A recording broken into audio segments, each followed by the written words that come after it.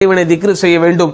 வீசிக்கொண்டிருக்கக்கூடிய மழையின் கன அளவு இன்னும் கொஞ்சம் கூடிவிட்டால் எப்படியாப்பட்ட நிலைமைகள் ஏற்படும் என்பதை நம்ம என்ன செஞ்சிருக்கிறோம், கடந்த காலங்களிலே பார்த்திருக்கிறோம். சுனாமி ஆரம்பித்து ஒவ்வொரு வருடமும் இந்த டிசம்பர் மாதங்களிலே, நவம்பர் மாத இறுதி அல்லது டிசம்பர் மாதங்களில், ஜனவரி மாதங்கள் போன்ற இந்த 2.5 மாதங்களிலும் பல்வேறு விதமான கொடுமைகள் என்று சொல்வதை விட சோதனைகளை என்ன செஞ்சிருக்கிறோம், நம்ம பார்த்திருக்கிறோம்.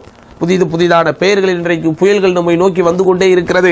அந்த புயல்களுக்கு அவர்கள் பெயர் வைப்பதை நம்ம அந்த புயலுக்குரிய ஒரு அடையாளமாக எடுத்துக்கொள்ள வேண்டுமே தவிர அந்த பெயர்களை கிண்டல் செய்கிறோம் என்று பேசிக்கொண்டு அல்லாஹ்வின் புறத்திலிருந்து வரக்கூடிய அந்த புயலையும் சேர்ந்து என்ன செய்யக்கூடாது, நம்ம கிண்டல் செய்யக்கூடாது, கேலி செய்யக்கூடாது. அப்ப நபிகள் நாயகம் ஸல்லல்லாஹு அலைஹி வஸல்லம் வழிகாட்டுதல்களில் நமக்கு சொல்லப்பட்டிருக்கக்கூடிய முக்கியமான ஒரு விஷயம், காற்றும் புயலும் அல்லது காற்றும் மழையும் வேகமாக வீசுகிற போது உள்ளத்திற்குள் இறைவனுடைய அச்சத்தை கொண்டு வந்து விடுங்கள். இந்த உலகம் நிரந்தரமானதல்ல, நிலையானதல்ல என்பதை புரிந்து கொள்ள வேண்டும். இப்படித்தானே சில இடங்களிலே